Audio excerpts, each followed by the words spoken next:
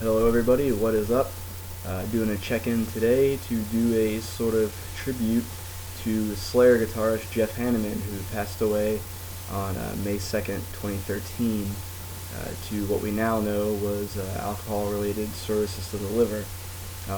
Took me a few days to get to this tribute. I haven't had a whole lot of time. So yeah, cracking into it. It's a real shame, that Jeff passed away. He's only 49. So I'm just going to talk a little bit, about, what Slayer's meant to me, what Jeff's meant to me as a guitarist. Slayer is one of the bands that took me a few years to get into. When I first cracked into metal, I came out of the 90s alternative scene, was what I first started listening to, and then I got into metal.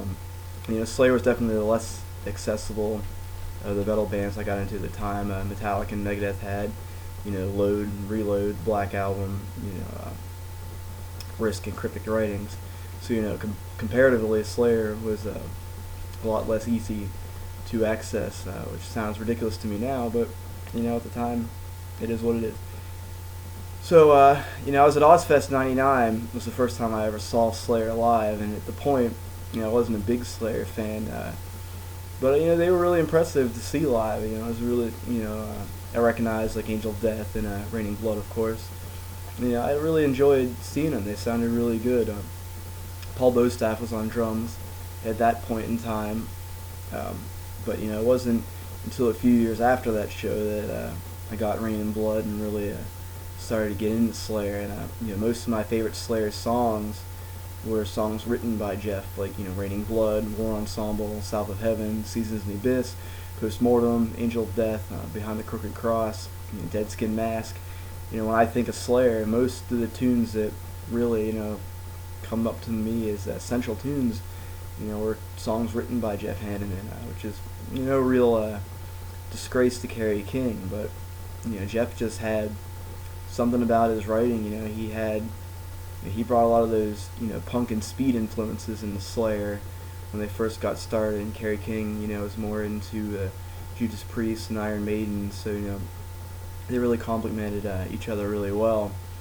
It took a long time for me to see Slayer again. A couple years back now, I can't remember the year. I think it was 2011 off the top of my head, but I saw them twice in 1 year. I saw them with Rob Zombie, and then I saw them at the Big Four show in New York City with Metallica, Megadeth, Anthrax. And both those times, I was a little disappointed, was with Gary Holt filling in for Jeff Hanneman, who at the time was still on the mend from some type of skin condition they think came from a spider bite. So I didn't get to see the whole original lineup. Dave Lombardo was back on drums at that point. So I was. Now it turns out I'm really bummed because I never got to ever really witness the entire original lineup of Slayer live. But those were great shows, and Gary Holt, of Exodus, of course, is a great guitarist in his own respects. But it'd been really cool for me to get the chance to see the original lineup of Slayer. So I was really bummed, when Jeff passed away.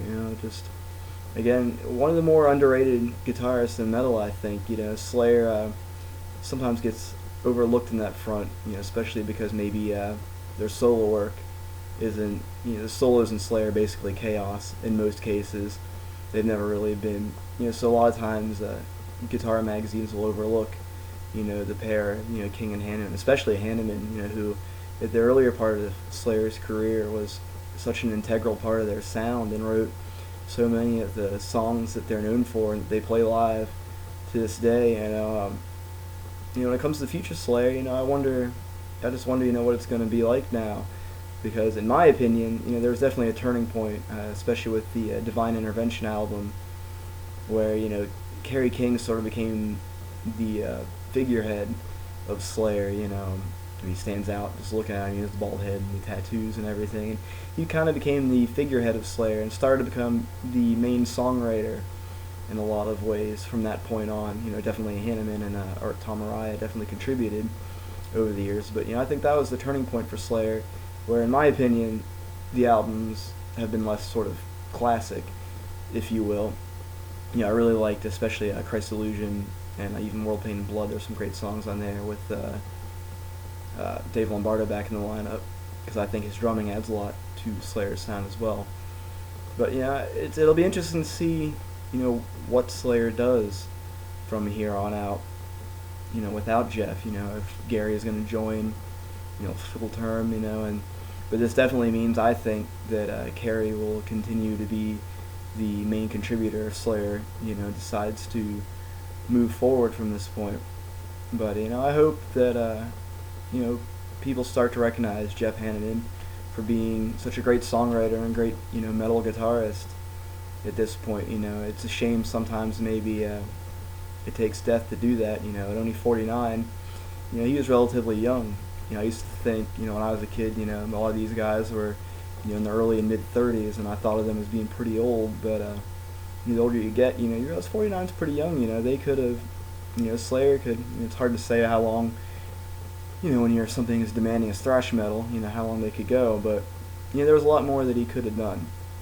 So yeah, I mean, if you're sitting out there, and, I guess it seems kind of wrong since he died of alcohol cirrhosis, but if you want to do a shot of Jaeger, for Jeff, or whatever you see fit, put on some of those classic records, listen to, Rain and Blood, or Seasons in the Abyss, South of Heaven, just put on one of those records, man. Just remember what a great guy he was, what he's done for metal. I mean, influenced countless bands. I mean, listen to any of these newer thrash bands like Havoc or Warbringer, all these great bands, they owe a debt of gratitude to Jeff Hanneman. So, that's, really all I have to say. I just, wanted to talk about him a bit and give you a couple of my thoughts on Slayer, how I feel about them going forward. But, part of me does hope that they keep, going the road, because Slayer's a great live band. But,